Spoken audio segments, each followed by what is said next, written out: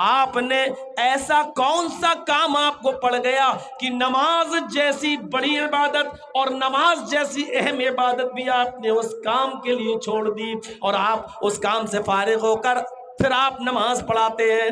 आपने फरमाया मेरे साथियों, कल कुछ माल आया था, उसमें सोने का एक टुकड़ा भी था, मैंने माल कल गरीबों और मिस्कीनों में तकसीम कर दिया, जरूरतमंदों में तकसीम कर दिया, सोने का टुकड़ा रह गया। मैंने सोचा रात लंबी है, कोई ना कोई जरूरतमंद रात की तारीकी में भी आ जाता है, मैं उस जरूरतमंद के हवाले कर दूंगा। फजर तक कोई नहीं आया, फिर अभी भी मैंने देखा आप इस नमाज को अदा करने के लिए आए, अभी भी कोई जरूरतमंद नहीं मिला।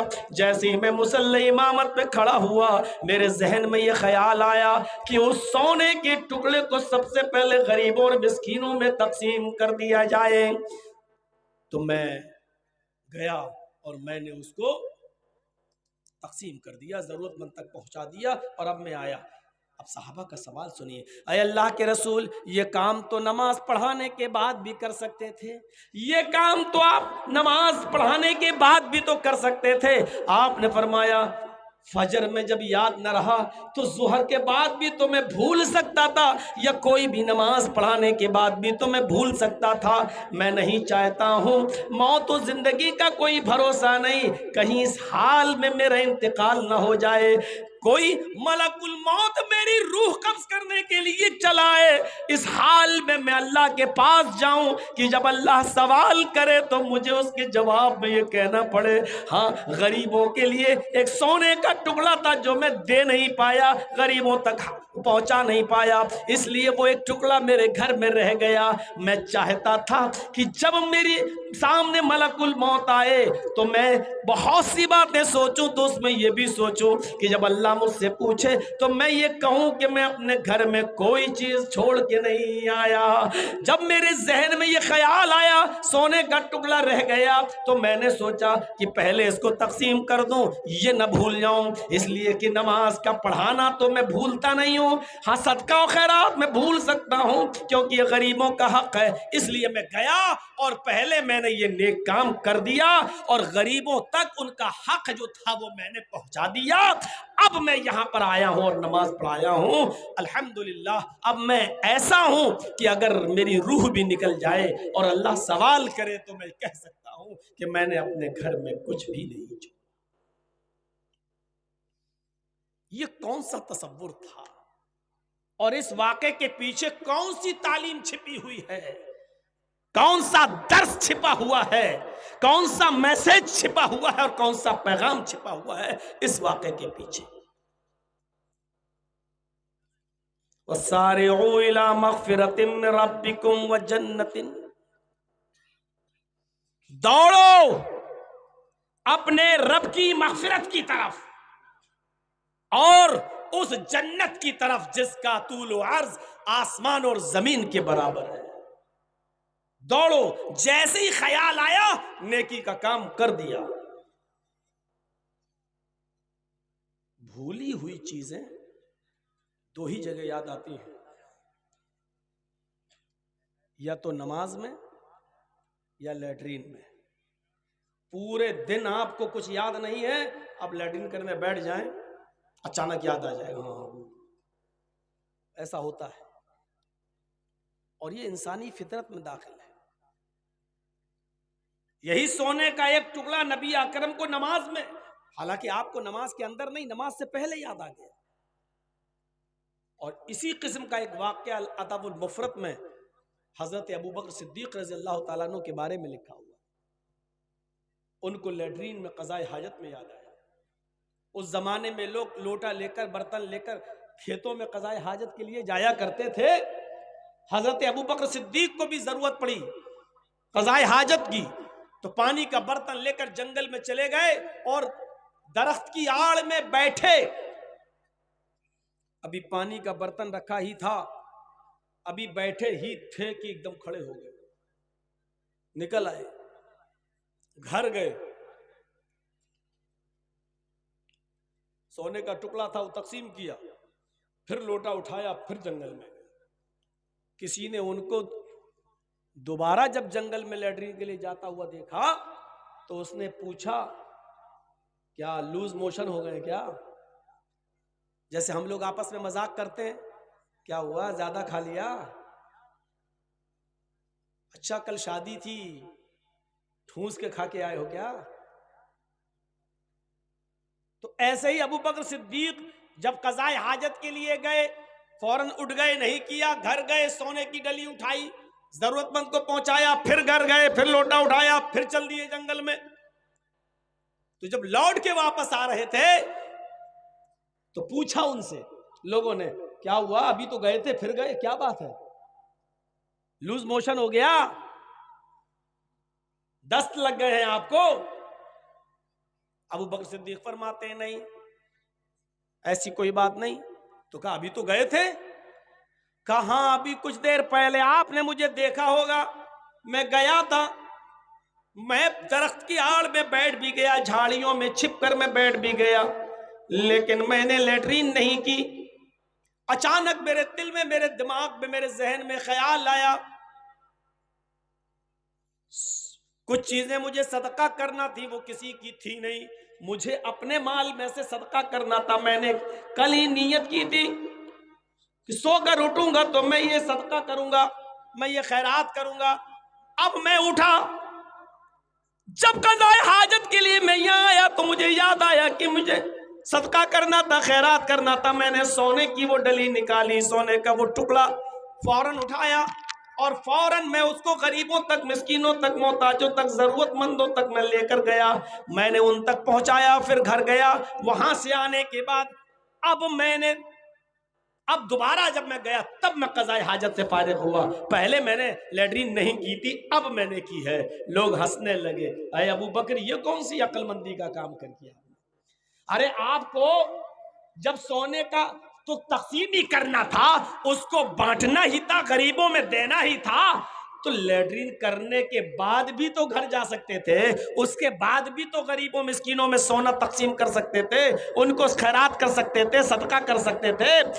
ये कौन सी अक्लमंदी है कि लैट्रीन न करना, घर पे चले आना, फिर तकसीम कर देना, फिर जाना? ये कहां की अक्लमंदी है? लैट्रीन रोक लेना। तो हजरत अबू बकर सिद्दीक फरमाते हैं, तुम अपने हिसाब से सही कह रहे हो, लेकिन मेरी सोच इसकी उलट है।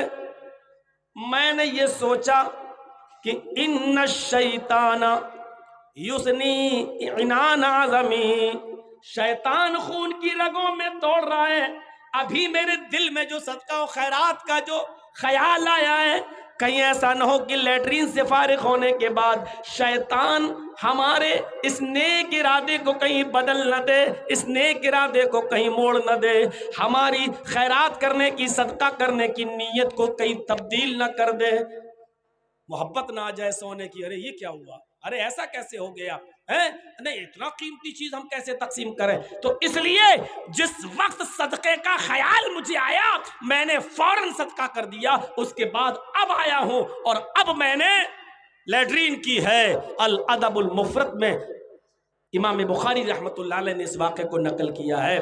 तो मेरे भाइयों, ये होता है नेक काम में आगे बढ़ना। जैसे ही जहन में ख्याल आया, जैसे ही मेरे दिमाग में ख्याल आया, फौरन उसी वक्त हम उस काम को कर जाएं, क्योंकि बाद में इरादे बदल जाते हैं। और ऐसे बहुत से लोग होंगे, सदका और खैरात करने का दिल होता है, लेकिन बाद में पता चला कि बेटा बीमार हो गया, अब नहीं, अरे यार अब चलो फिर देख लिया जाएगा, पहले हम अपने बच्चे को देखें, अरे चलो पहले हम इसको देखें। मेरे प्यारे साथियों, शैतान एकदम इरादे को, बागडोर को घुमा देता है। सारिऊ इला मग़फ़िरतिन मिन रब्बिकुम व जन्नतिन, अपने रब की मग़फ़िरत की तरफ और जन्नत की तरफ दौड़ो, उस जन्नत की तरफ जिसका तूल व अर्ज़ ज़मीन व आसमान के बराबर है। इन पूरे वाक़यात में आप देखिए, कहीं कोई सहाबी पैसे की तरफ भाग रहा है, कोई सहाबी कमाने की तरफ भाग रहा है, क्या कोई दौलत को हासिल करने के लिए भी लपक रहा है? नहीं। अबू बकर सिद्दीक का हाल क्या था, नजर डालो उनकी जिंदगी पर।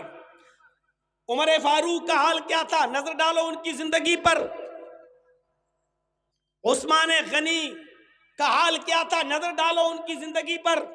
हजरत अली का हाल क्या था, नजर डालो उनकी जिंदगी पर, दीगर सहाबा की जिंदगी पर नजर डालो।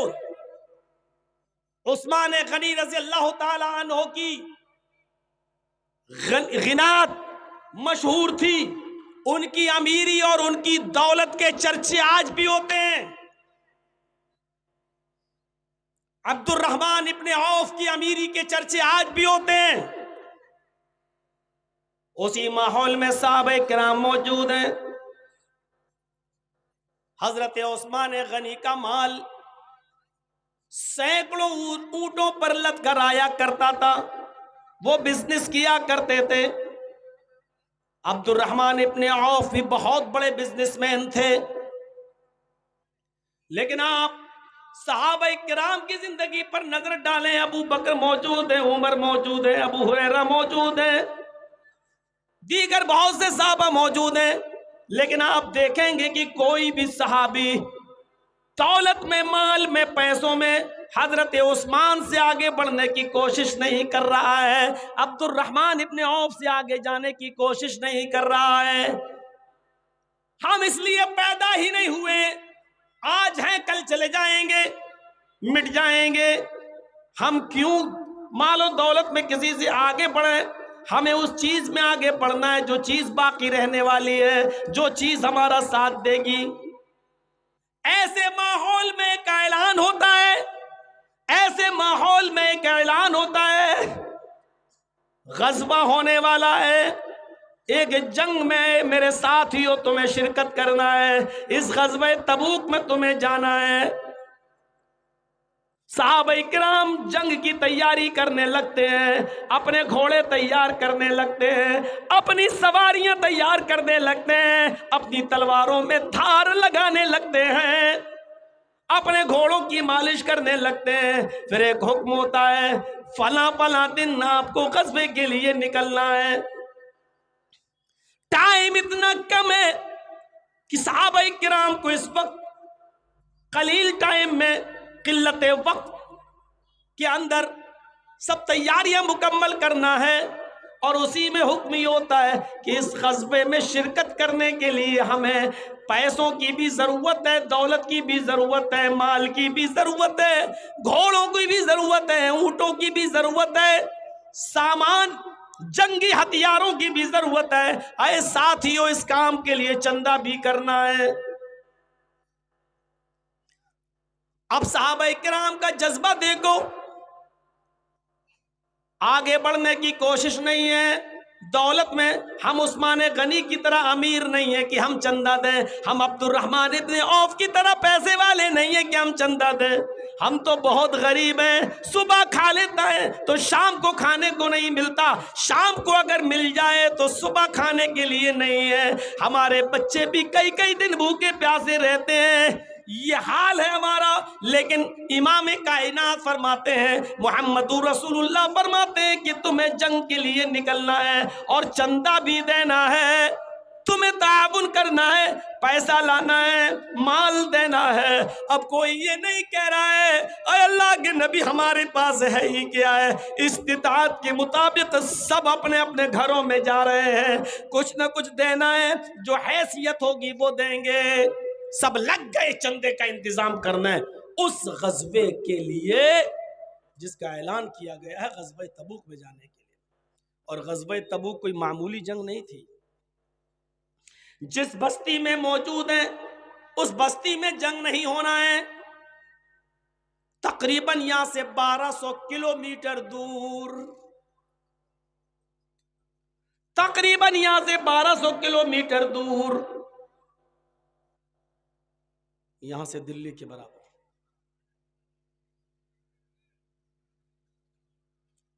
ट्रेनों का दौर नहीं है, हवाई जहाज का जमाना नहीं है, इतनी दूर का सफर या तो घोड़ों से तय करना है या ऊंट पर बैठकर तय करना है। और जिस जगह सहाबाएं जहां रह रहे हैं उस जगह उनकी खेतियां हैं, खेतियों का आलम यह है कि खजूर की फसल पककर तैयार हो चुकी है, 2 4 6 दिन में ये कटेगी। सहाबाए किराम को इसी फसल का इंतजार रहता था कि अब ये फसल कटेगी, मार्केट में बिकेगी और इसी से जो कमाई होगी वही पूरे साल खर्चा चलेगा। हुक्म होता है जंग में जाना है। जिस फसल के इंतजार में थे उस फसल के कटने का वक्त हो चुका है, लेकिन अब फसल को ऐसे ही छोड़ के जा रहे हैं। चंदे का ऐलान हो रहा है तो कोई ये नहीं कह रहा है कि मौलाना साहब 2 महीने के बाद आना, अभी कारोबार सही नहीं चल रहा है, ये सीजन निकल जाए, अगला सीजन बहुत अच्छा है, हमारा कारोबार अच्छा हो जाएगा। अभी हम 100 रुपए दे रहे हैं, अगर आप उस 2 महीने बाद आएंगे तो हम 500 रुपए का चंदा देंगे, हम 1000 रुपया देंगे, अभी हमारे पास देने के लिए उतना नहीं है, अगला महीना छोड़ दो, दूसरे महीने में आ जाना, वो सीजन हमारा बहुत अच्छा चलेगा। इधर चंदा मांगा जा रहा है, फसल अभी कटी नहीं है, 1 हफ्ता 2 हफ्ते बाकी है, इस फसल को ऐसे ही रहने दो, इस फसल के अलावा भी तुम्हें चंदा देना है, हथियार देना है, नहीं देना है तो जो तुम्हारे पास है वो दो, देखता हूं क्या क्या माल बेचे जाएंगे, तब हथियार लिया जाएगा, किस माल से घोड़े खरीदे जाएंगे, ऊंट लिए जाएंगे, हमें तलवारों की जरूरत है, हमें ढाल की जरूरत है, हमें नेजों की जरूरत है, हमें तीरों की जरूरत है, हमें इन तमाम चीजों की जरूरत है। गौर कीजिए 1200 किलोमीटर दूर भी जाना है, इधर फसल पककर तैयार है खजूर की, ये कटेंगे, मार्केट में बिकेंगे, तब जाकर मेरे पास खर्चा आएगा, तब वो खर्चा भी हमें 1 साल तक चलाना है, उसी मईशत पर पूरा साल का खर्चा मुनहसिर है, पूरे साल की हमारा पूरे साल का खर्चा उसी मईशत पर मुनहसिर है, इसी फसल पर मुनहसिर है, इसको ऐसे ही छोड़ दो, निकलो, 1200 किलोमीटर दूर जाना है और गर्मी ऐसी कि जमीन पर ऐसा लग रहा है कि पैर रखेंगे तो फलक पड़ जाएंगे, और आसमान ऐसा आग बरसा रहा है जैसे आसमान से आग की बारिश हो रही हो, आसमान से आग के अंगारे बरस रहे हो और जमीन इतनी गर्म कि अगर नंगा पैर जमीन पर रख दिया जाए तो फलक पड़ जाए, ऐसी चिलचिलाती हुई धूप और ऐसी सख्त गर्मी में ग़ज़्वे तबूक पेश आता है। निकलो, ना खेती देखो, न फसल देखो, न मौसम देखो, न पूरे साल की मईशत को देखो, इस वक्त जो तुम्हारे पास है वो लाओ और ग़ज़वे तबूक के लिए निकलो। अब सहाबाए किराम माल लाने के लिए घर जा रहे हैं, अब सोचते हैं कि हम कितना माल लाएं कि फलां से हम नेकी में आगे बढ़ जाएं, हम कितना दें कि फलां से हम आगे बढ़ जाएं, हम अपने घर से कितना लाएं कि आज हम फलां से आगे बढ़ जाएं। लोग अपने रब की मग़फ़िरत की तरफ दौड़ो। यही साहबा हैं जो दौलत में उस्मान गनी से आगे नहीं बढ़ना चाह रहे हैं, अब्दुर्रहमान से आगे नहीं निकलना चाह रहे हैं, लेकिन जब आपने चंदा मांगा, जब आपने खैरात मांगा, जब आपने लोगों से ग़ज़वे तबूक के लिए ताउन मांगा, तो गरीब से गरीब सहाबी भी बड़े से बड़े अमीर से आगे निकलना चाह रहा था कि हम कितना दे दें कि आज हम नेकियों में इनसे आगे बढ़ जाएं, जन्नत को हम पा जाएं। लोग अपने घरों में सदका और खैरा ताउन के लिए निकल गए, अपने घरों में चले गए, पूछने लगे, आए मेरी बीवी, नबी ने चंदा मांगा है, ग़ज़वे के लिए निकलना है, घर में कुछ हो तो दे दो। आपको आज एक मिसाल देता हूँ, आज हज़रत उमर फारूक भी कुछ लाना चाहते हैं, आज अबू बकर सिद्दीक भी कुछ लाना चाहते हैं, लोगों की नजरें उस्मान गनी की तरफ हैं, हम जितना लाएंगे देंगे, उस्मान गनी हमसे 10 गुना दे देंगे, हमसे 20 गुना दे देंगे। आज हम नेकियों में उस्मान से आगे नहीं बढ़ पाएंगे, आज हम नेकियों में फला से आगे नहीं बढ़ पाएंगे। एहसास है तो ये कि आज उस्मान गनी को हम नेकियों में पीछे कैसे करें, आज हम फला को नेकियों में पीछे कैसे करें, ये एहसास नहीं कि दौलत में हम इनसे आगे कैसे निकल जाएं। आज एहसास है तो ये कि हम नेकियों में इनसे आगे, सदका और खैरात देने में आज हम हम इनसे आगे कैसे बढ़े। मेरे भाइयों, मामूली से मामूली और गरीब से गरीब सहाबी भी आज बहुत ज्यादा मालो दौलत देना चाहता है। आज उमर फारूक के दिल में भी जज्बा है कि आज इतना माल मैं अपने घर से ले आऊं कि आज नेकियों में मैं अबू बकर से आगे निकल जाऊं, आज नेकियों में मैं अबू बकर सिद्दीक से आगे निकल जाऊं। आज अबू बकर उमर फारूक के दिल में भी ये जज्बा है। उमर फारूक रज़ी अल्लाह ताला ने अपने घर में गए, कहा बीबी घर का सारा सामान इकट्ठा करके एक जगह रख दो। रख दिया। क्या करोगे? कहा आज नबी ने ग़ज़वा तबूक के लिए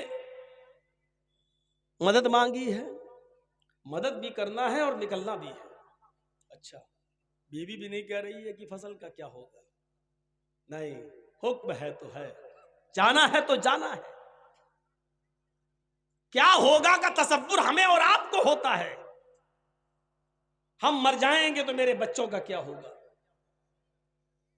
यह ख्याल हमें आता है। यह ख्याल सहाबा को नहीं आता था। उनको ख्याल यह था जिसने पैदा किया वही इनकी परवरिश भी करेगा, जिसने वजूद बख्शा है वही इनके लिए आगे के रास्ते भी निकालेगा। हजरत उमर फारूक ने देखा इतने कपड़े, आधे घर के लिए आधा इधर निकाल दिया, इतने बर्तन आधे घर के लिए आधा इधर निकाल दिया, इतनी तलवारें आधा इधर निकाल दिया, इतने घोड़े आधा इधर दिया आधा इधर दे दिया। अपने घर के माल को इकट्ठा करके दो हिस्सों में तकसीम कर दिया, आधा घर में छोड़ा और आधा ले आए, रख दिया नबी के सामने। क्या देखते हैं कि अबू बकर सिद्दीक भी अपने घर का माल ला चुके हैं। हर सहाबी का माल अलग अलग रखा हुआ है। अबू बकर सिद्दीक का भी थोड़ा सा माल एक जगह रखा हुआ था। उमर फारूक ने अबू बकर सिद्दीक के माल को देखा तो समझ गए कि आज मेरा माल उनसे बहुत ज्यादा है, दूसरी तरफ रख दिया और दिल ही दिल में सोचने लगे आज मैं नेकियों में अबू बकर से आगे बढ़ गया। आज अबू बकर से दुगना नहीं तिगना नहीं 4 गुना ज्यादा माल में लेके आया। आज नेकियों में मैं अबू बकर से आगे बढ़ गया। आज सदका और खैरात में मुझे अबू बकर से ज्यादा नेकियां मिलेंगी। दिल ही दिल में खुश हो रहे हैं। नबी अकरम के सवाल करने की बारी आती है, तुम क्या लाए, तुम क्या लाए, तुम क्या लाए। सबने बताया ये मेरा, ये मेरा, ये मेरा। पूछा घर में क्या छोड़ा, ये छोड़ा, ये छोड़ा, ये छोड़ा, बकिया ये लाए। बारी हजरत उमर फारूक की आती है, आए उमर तुम क्या लाए। कहा अल्लाह के रसूल आपकी आंखों के सामने है। माशाअल्लाह, अल्लाह बरकत। अच्छा घर में क्या छोड़ा। कहा अल्लाह के रसूल मैंने अपने घर के माल के 2 हिस्से किए, बराबर बराबर, आधा इधर लाया आधा घर पे छोड़ दिया। जो जो चीजें डबल थी एक इधर किया एक उधर किया, यानी हर चीज में आधा आधा, आधा घर में छोड़ा और आधा यहां ले आया। कहा अल्लाह तुम्हारे माल में बरकत दे। अरे उमर वाकई तुमने आज बहुत बड़ी कुर्बानी दी है। आधा ले आए। बारी हजरत अबू बकर सिद्दीक की आती है, आए अबू बकर तुम क्या लाए। कहा अल्लाह के रसूल ये माल थोड़ा सा मेरे पास था, ले आया। कहा अबू बकर घर में क्या छोड़ कर आए। कहा अल्लाह के रसूल ये मत पूछिए कि घर में क्या छोड़ा। नहीं मैंने सबसे सवाल किया, तुमसे भी सवाल करता हूं। उमर ने बताया कि आधा लाया आधा घर छोड़ दिया, तुम बताओ। कहा अल्लाह के रसूल घर में जो कुछ था सब कुछ उठा लाया। कहा अबू बकर मैंने ये पूछा कि घर में छोड़ा क्या है। कहा घर में अल्लाह और उसके रसूल को छोड़ के आया हूं, इसके अलावा घर में कुछ नहीं था, सबको ले आया, सामान यहाँ ले आया। पूरे घर की मेरी पूंजी यही है, पूरे घर की मेरी इनकम यही है, पूरे घर का मेरा असासा यही है। घर में सिर्फ अल्लाह और उसके रसूल की मोहब्बत को छोड़ कर आया। अबू बकर सिद्दीक ने जब ये कहा कि मैं अपने घर का पूरा माल ले आया, घर में अल्लाह और उसके रसूल की मोहब्बत छोड़ी है, कुछ नहीं छोड़ा बस इसके अलावा। हजरत उमर फारूक चीख मार मार कर रोने लगे, दहाड़े मार मार कर रोने लगे। जिंदगी में पहली बार मेरे दिल में ख्याल आया कि आज मैं अबू बकर से नेकियों में आगे निकल जाऊंगा, लेकिन वाह रे अबू बकर, आज भी मेरे इरादों पे पानी फिर गया। आज मैं यकीन के साथ कहता हूं, मैं पूरी जिंदगी में कभी भी आपसे नेकियों में आगे नहीं बढ़ सकता। मैं तो अपने घर का आधा लाया, आधा कम से कम घर पे भी छोड़ दिया, लेकिन आपने तो अपने घर का पूरा माल उठा लाया। जाहिर बात है कि जो अपने घर का पूरा माल ले आया हो और जो अपने घर का आधा, तो आधा माल वाला पूरे माल वाले का मुकाबला कहां कर सकता है। अगरचे माल आपका कम है, लेकिन घर का पूरा सासा है। यह आपकी नीयत है। अल्लाह ताला तो नीयतों को देखता है, माल की कसरत को नहीं देखता है। आज मैं डंके की चोट पर कह सकता हूं कि आए अबू बकर में नेकियों में कभी आपसे आगे नहीं निकल सकता। उनके दिल दिमाग में बस यही होता था कि मैं इनसे नेकियों में आगे कैसे बढ़ूं, मैं इनसे नेकियों में आगे कैसे जाऊं, मैं इनसे जन्नत की तरफ आगे कैसे लपकूं, मैं कैसे दौड़ लगाऊं और इनसे आगे निकल जाऊं। नेकियों में, दौलत में नहीं, माल में नहीं। इनका एक मकान तो मेरा डबल हो, इनका कच्चा तो मेरा पक्का हो, इनका एक मंजिल तो मेरा 2 मंजिल हो। ये 1 करोड़ का मालिक है तो मैं 1.5 करोड़ का बन जाऊं। ये दौड़ नहीं थी, ये रेस नहीं थी। रेस थी तो ये कि मैं आज नेकियों में इनसे आगे कैसे बढ़ जाऊं। वसारिउ इला मगफिरतिन मिर रब्बिकुम व जन्नतिन, अपने रब की तरफ, मगफिरत की तरफ दौड़ो और उस जन्नत की तरफ दौड़ो। अर्ज़ुहा समावातु वल अर्ज़, जिस जन्नत का रकबा, जिस जन्नत का तूल व अर्ज़, जिस जन्नत की लंबाई और चौड़ाई जमीन व आसमान के बराबर है। ये जज्बा था उनके अंदर। सबकत आगे बढ़ने को बोलते हैं।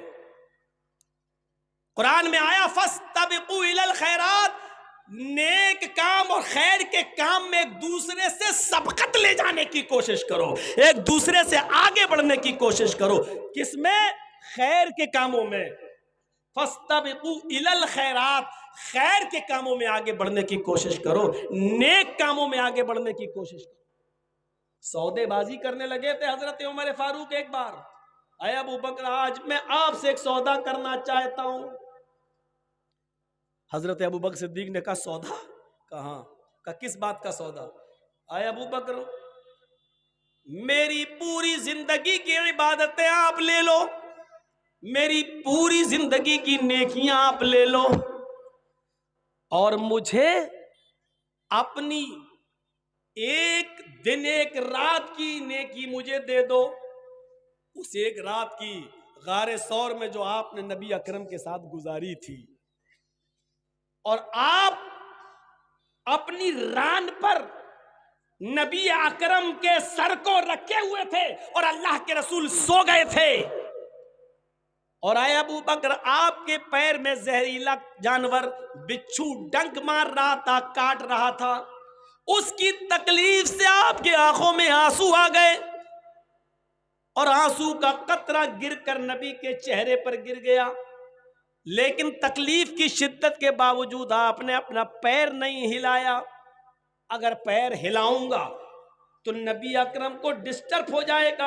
आप मेरी रान पर सर रखकर सोए हैं, ये बिच्छू काट रहा है, अगर ऐसे पैर करूंगा, हिलाऊंगा तो नबी की नींद खुल जाएगी, नबी की नींद में डिस्टर्ब हो जाएगा। लेकिन जब आंसू गिरा नबी के चेहरे पर तो अल्लाह के रसूल सल्लल्लाहु अलैहि वसल्लम उठ गए। अबू बकर, तुम रो रहे हो? तब दिखाया कि बिच्छू ने डंक मारा है। अल्लाह के रसूल ने अपना लुआब दहन थूक लगा दिया उस जख्म पर। अबू बकर सिद्दीक फरमाते हैं, उस लुआब दहन के बाद मुझे पता ही नहीं चला कि बिच्छू ने कब काटा, कोई दर्द का एहसास नहीं हुआ। आए अबू बकर, मुझे एक रात की नेकी दे दो बस, और बदले में मेरी पूरी जिंदगी की नेकियां ले लो। मैं जानता हूं आपकी उस एक रात की नेकी मेरी पूरी जिंदगी की नेकियों पर भारी होगी। सौदेबाजी कर रहे हैं। लेकिन इस्लाम में ऐसा है कहाँ? ऐसा होता तो इसका भी सिस्टम निकाल लिया जाता। ऐसा है कहाँ कि जर्जी साहब आप मेरी सारी जिंदगी की नेकियां ले लो और अपनी सारी जिंदगी की नेकी मुझे दे दो। अगर ऐसा होता तो बूढ़ा आदमी तो जवान आदमी बूढ़े से कहता या बूढ़ा आदमी जवान से कहता मुझे दे दो, तुम तो अभी जिंदा रहोगे, तुम कर लेना, लेकिन तुम्हारी नेकियां मुझे दे दो ताकि हम जाएं तो अभी चले जाएं अच्छी तरीके से, और तुम तो कम से कम अभी और जियोगे 20, 25, 30 साल, तुम और नेकियां कर लेना। ये सिस्टम है नहीं इस्लाम के अंदर। लेकिन गौर करो कि वो सौदेबाजी कर रहे हैं। अबू बकर सिद्दीक मुस्कुरा के कहते हैं कि उमर ही सौदेबाजी कर, उमर सौदेबाजी कर रहे हो, ऐसा कहां है? और होता भी तुम्हें थोड़ी दे देता, तुम्हारे साथ तुम्हारे मामला, हमारे साथ हमारा मामला, तुम्हारे साथ तुम्हारी नेकियां, हमारे साथ हमारी नेकियां। और गौर करो कि ये नेकियों में आगे बढ़ने का जज्बा उसके अंदर है जिसके बारे में नबी ने कहा लौ काना बादी नबियुन लकाना उमर, अगर मेरे बाद कोई नबी होता तो वो उमर होते। नेकी करने का जज्बा और नेकियों में आगे बढ़ने का जज्बा उसके अंदर है जिसको अल्लाह के रसूल ने मिंबर पर खड़े होकर कहा था अबू बकर तुम जन्नती, उमर तुम जन्नती, उस्मान तुम जन्नती, अली तुम जन्नती। एक एक करके 10 सहाबा अशरे मुबश्शरा का नाम लेकर 10 को जन्नत की बशारत सुनाई थी। इसी दुनिया में वो हजरत उमर जिनको दुनिया ही में जन्नत में जाने का सर्टिफिकेट मिला हुआ है, लेकिन इसके बावजूद नेकियों में आगे बढ़ना और जन्नत को हासिल करने के लिए ऐसे अमाल करना जो उनको जन्नत की तरफ ले जाएं, उसमें मुसाबिका करना, एक दूसरे से आगे बढ़ना। मेरे भाइयों, ये चीज हमें किस तरफ माइल कर रही है और किस तरफ हमें क्या मैसेज दे रही है? फस्तबिकू इलल खैरात, नेक काम करने में, नेकियों के काम में तुम एक दूसरे से आगे बढ़ो, सबकत ले जाओ, और नेक आमाल में जल्दी करो। जल्दी, जैसे ही ख्याल आया वैसे ही कर जाइए, वरना एक फितने के बाद दूसरा फितना जो आ रहा है वो उससे ज्यादा खतरनाक। बादिरू बिल आमालिस सालिह, नेक काम करने में तुम जल्दी करो, आगे बढ़ो। फतकूनु फितनुन का क़िताइल लैलिल मुज़लिम, फितने आ रहे हैं और ऐसे फितने आ रहे हैं तारीक रात, अंधेरी रात की तरह।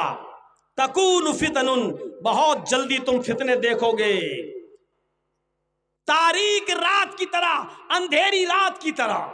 जैसे अंधेरी रात हो जाए, मगरिब के बाद इशा हो जाए और तुम कोई अच्छा काम करना चाहो और फिर सोचो रुक जाओ, अभी 1 घंटा और रुक जाता हूं, थोड़ा सा उजाला हो जाएगा तब हम ये काम करेंगे। 1 घंटे बाद अरे अब तो और रात हो गई, रुक जाओ, थोड़ा सा और उजाला हो जाने दो, 1 घंटे के बाद हम ये काम करेंगे, तो और अंधेरा। जिस तरह अंधेरी रात के बाद तुम उसका उजाले का इंतजार करना चाहते हो, सफेदी का इंतजार कर रहे हो, लेकिन नहीं, आगे और तारीकी आएगी और अंधेरा आएगा और रात घटाटोप अंधेरे में बदलेगी, तो तुम आगे कोई काम नहीं कर पाओगे। इसी तरीके से तुम ये सोचो कि ये फितना खत्म हो जाए तब हम अभी करें, अच्छा ये मुसीबत टल जाए तब यह काम करेंगे।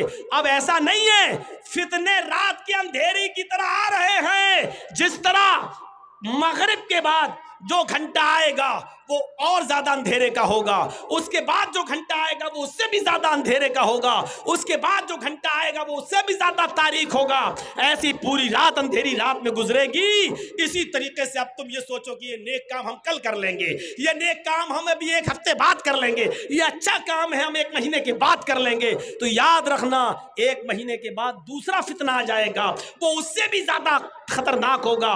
फिर तुम सोचो ना 1 महीना और रुक जाओ, वो उससे भी ज्यादा खतरनाक होगा, तो उस वक्त अच्छे काम नहीं कर पाओगे।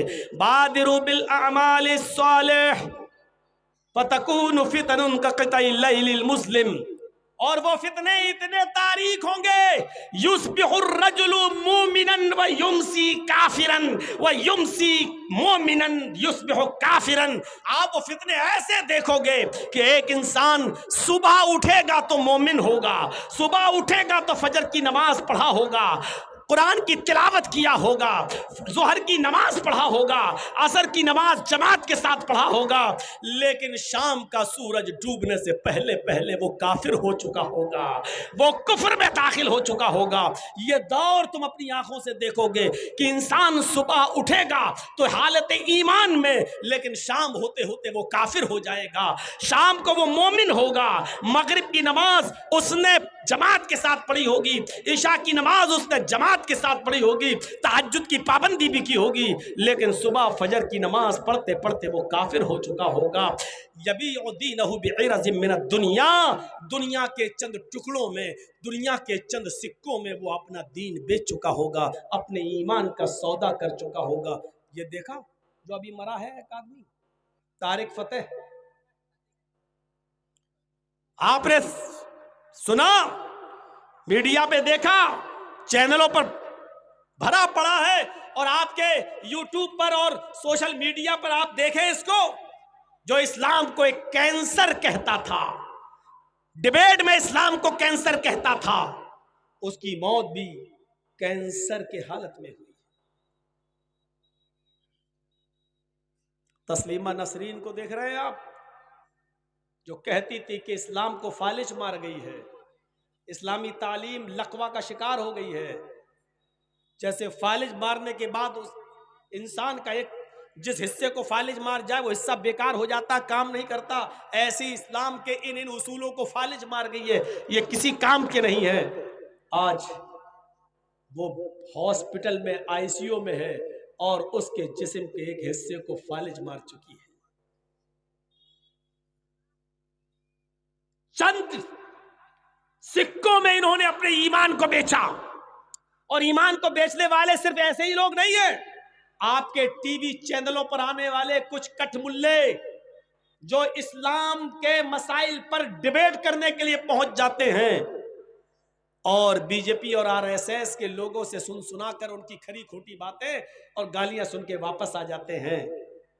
ये सिर्फ 5-5 हजार रुपए में अपने ईमान का सौदा करने जाते हैं वहां पर। आप इनको ये मत समझना कि ये मुसलमानों की तरफ से जा रहे हैं, ये इनको कोई भेजता नहीं है, ये किसी तंजीम की तरफ से नहीं जाते हैं, ना जमीयत उलमा इनको भेजती है, ना जमात अहले हदीस इनको भेजती है, ना जमात इस्लामी इनको भेजती है, ना मुस्लिम पर्सनल्लाह इनको भेजता है। ये सिर्फ अपनी तरफ से जाते हैं और एक दो बातें सही करके दूसरी बातें सुन सुना के वापस आ जाते हैं, और ऐसा लगता है जैसे ये बेचारे शिकस्त खा के हार के आ गए हैं। चाहे वो हिजाब पर डिबेट हो, चाहे वो तलाक सलासा पर डिबेट हो, चाहे वो किसी और दूसरे इस्लाम के मुद्दों पर डिबेट हो, ये सिर्फ पर्सनल तौर पर जाते हैं, सिर्फ 5,000 रुपए के लिए। क्योंकि मैं आपको गारंटी के साथ कहता हूं और दावे के साथ कहता हूं कि सवाल भी उनके होते हैं और जवाब भी उनके होते हैं। सवाल भी उनके होते हैं और जवाब भी उनके होते हैं। सवाल उनके और जवाब हमारे ऐसा होता ही नहीं है, क्योंकि हमारा जवाब वो सुनना ही नहीं चाहते हैं। उनको जवाब भी वही चाहिए जो उनकी मर्जी के मुताबिक। एक फितना दूसरे फितने से बढ़कर आ रहा है, इसलिए उन फितनों के आने से पहले नेक अमाल में जल्दी कर लो। उन फितनों के आने से पहले नेक काम में आगे बढ़ जाओ। उन फितनों के रूनमा होने से पहले तुम नेक काम में आगे बढ़ जाओ। मेरे प्यारे साथियों, गौर करो, ग़ज़वे उहद हो रही है, जंगे उहद हो रही है। जंगे उहद बड़ा अजीब मार्का है, जंगे उहद बड़ा अजीब, बड़ी अजीब जंग है। हाँ, 70 सहाबा नबी के इसी जंग में शहीद हुए थे। 70 सहाबा इसी जंग में कत्ल कर दिए गए थे। इस जंग का मंजर बड़ा अजीब था। एक देहाती है, नया नया इस्लाम लाया है, अभी वो इस्लाम के पूरे कानून से वाकिफ नहीं है। इधर जंग उहद हो रही है, नजारा जंग का है। सहाबा किराम तलवारों के साए में छिप छिप कर काफिरों पर हमला कर रहे हैं, और यहाँ एक देहाती साहबी, एक अरबी जो अभी अभी मुसलमान हुए, ज्यादा टाइम नहीं हुआ है, इस्लाम की तालीम से वाकिफ नहीं है, खजूरें खाते हुए नबी अकरम के पास आ गए। अल्लाह के नबी ने उनसे कुछ नहीं कहा, लेकिन वो कहने लगे कि अल्लाह के रसूल, ये सहाबा क्यों जंग कर रहे हैं? कई अल्लाह के लिए लड़ रहे हैं, दीन के कलमे के बुलंद करने के लिए लड़ रहे हैं। वो खजूर खाते जा रहे हैं और नबी से सवाल करता जा रहा है, इस जंग में हमें क्या मिलेगा? मैं भी तो इस्लाम लाया हूँ, मैं भी तो तलवार चलाना जानता हूँ। अय अल्लाह के रसूल, अगर मैं ये जंग लड़ने लगूं तो मुझे क्या मिलेगा? फरमाया, अगर तुम बचकर वापस आ गए तो गाजी कहलाए जाओगे, और लड़ते लड़ते अगर तुम इस जंग में मारे गए, तुम्हारी गर्दन पे तलवार चल गई तो तुम शहीद कहलाओगे। तुम और शहीद हो गए, अगर तुम इस दुनिया में कत्ल कर दिए गए तो अल्लाह तुम्हें जन्नत में दाखिल करेगा, अल्लाह तुम्हें जन्नत देगा। जन्नत का नाम सुना, जन्नत की तारीफ नबी के खुतबों में सुन चुका था, नबी के बयानात से पहले वाज़ेह हो चुकी थी। वो जानता था कि जन्नत कैसी होती है, वो जन्नत का तसव्वुर अपने दिमाग में पहले ही से रखता था। उसने कहा, अय अल्लाह के नबी, अगर मैं मारते मारते लड़ते लड़ते कत्ल हो गया तो क्या मुझे जन्नत मिलेगी? आपने कहा, जी हाँ, आपको जन्नत मिलेगी। फिर उसने खजूर का वो गुच्छा जमीन के ऊपर फेंक दिया। फिर मैं इसको खाने में देर क्यों लगाऊं, फिर मैं इसको खाने में लेट क्यों हो जाऊं? ये खाऊंगा तो देर लगेगी, न जाने ये खजूर कब खत्म होंगे। हम जन्नत को जाने में इतनी देर क्यों लगाएं? उस देहाती ने तलवार उठाई और फौरन मैदान जंग में कूद गया, मर्दाना वार लड़ा, कई काफिरों को मारा, लेकिन फिर खुद इसकी गर्दन पर तलवार चल गई और ये कत्ल कर दिया गया। ये देहाती साहब भी उसी जंग में शहीद हो गए। मेरे प्यारे साथियों, गौर करो, जब जन्नत का नाम सुना तो जन्नत के हुसूल के लिए उसने खजूर भी खाना भी गवारा न किया। जो खजूर बच गए उनको भी फेंक दिया कि अब मैं जन्नत की ग़िज़ा क्यों ना खाऊं, जन्नत में पहले क्यों ना जाऊं। जन्नत में जाने के लिए उसने इतनी जल्दी की कि बचे हुए खजूर को उसने जमीन पर फेंक दिया। इसी बात को कुरान कहता है कि सारिऊ इला मग़फ़िरतिन मिन रब्बिकुम व जन्नतिन। आज तुम नेकियों के काम में मग़फ़िरत के लिए अपने रब की मग़फ़िरत की तरफ दौड़ो। वह जन्नतिन, और जन्नत को पाने के लिए लपको, रेस लगाओ, दौड़ो। उस जन्नत में जाने के लिए अर्ज़ुहस समावातु वल अर्ज़, जिसकी लंबाई और चौड़ाई जमीन व आसमान के बराबर है। जैसे ही उसने सुना इस जंग में अगर शहीद हो गए तो हम जन्नत में जाएंगे, उसने खजूरी फेंक दिए। अब उसने लेट होना गवारा नहीं किया, देर नहीं की और जंग में और लड़ते लड़ते शहीद हो गया। मेरे भाइयों, जन्नत के काम करने के लिए, जन्नत में जाने के लिए जो काम की जरूरत है उसको करने के लिए हमें इंतजार नहीं करना चाहिए। अभी हमारे पास 100 रुपए खैरात सदका देना चाहते, दिल में आया, फौरन दे दो।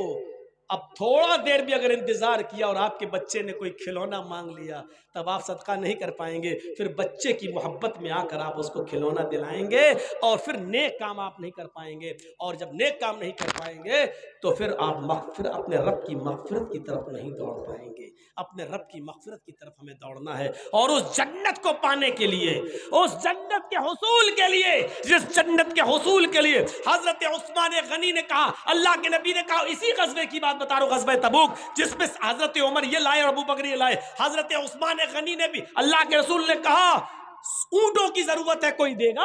हजरत उस्मान उठे, 100 ऊंट देता हूं। आपने कहा, उस्मान ने 100 दिए, कोई और है जो 100 देगा? फिर एक सहाबी उठे, उस्मान, अल्लाह के रसूल मैं 100 और दे रहा हूं। अल्लाह के नबी ने कहा, उस्मान 200 दे चुके, कोई और है जो 100 देगा? फिर उस्मान उठे, कहा, अल्लाह के रसूल मैं 100 और दे रहा हूं। आपने कहा, उस्मान तुम 300 दे चुके हो, अब तुमसे नहीं कह रहा हूं, कोई और है उस्मान के अलावा जो 100 और देगा? फिर उस्मान गनी उठे, कहा, अल्लाह के रसूल मैं 100 और दे रहा हूं। आपने कहा, लोगों, उस्मान 400 दे चुके हैं, कोई और है उस्मान के अलावा जो दे? आए उस्मान, अब तुमको देने की जरूरत नहीं, उस्मान के अलावा कोई और है?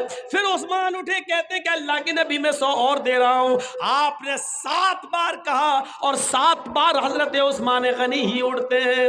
अल्लाह के नबी ने ऐलान करना बंद कर दिया, मैं जितनी बार बोलूंगा उस्मान ही उठेंगे, उस्मान के ऊपर इतना बोझ लादना ठीक नहीं है। फिर उस्मान गनी जब 700 ऊंट दे चुके तो आपने फरमाया, उस्मान आज तुमने इतनी बड़ी नेकी का काम किया है, आज तुमने इतनी बड़ी नेकी का काम किया है, अभी जिब्रील मेरे पास आए और तुम्हारे लिए खुशखबरी सुना कर गए कि उस्मान से कह दो कि माज़र्रा उस्मान, माज़र्रा उस्मान, माज़र्रा उस्मान, मा मिला बादल यौमी कत्तु। आज के बाद अगर उस्मान एक भी नेक काम न करे फिर भी अल्लाह उस्मान को जन्नत देकर रहेगा। अगर आज के बाद उस्मान एक भी नेक काम न करे अल्लाह उसको फिर भी जन्नत देकर रहेगा। आज उस्मान ने इतना बड़ा नेक काम किया, यानी जन्नत को पाने के लिए आज जो तुम दोगे जन्नत में जाओगे।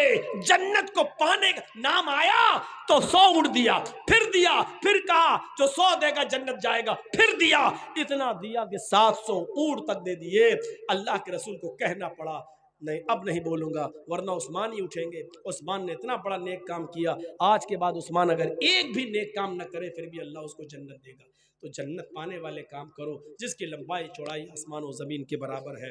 3:37 पर फजर की नमाज जमात का वक्त है, नमाज अज़ान का वक्त है। 3:32 3:33 हो चुके हैं। मेरे भाइयों वज़ू बनाइए, फजर की नमाज जमात के साथ पढ़ने की कोशिश कीजिए और हम सब यहीं पर अपनी बात को हम ख़त्म करते हैं और उम्मीद रखते हैं कि इंशाअल्लाह हम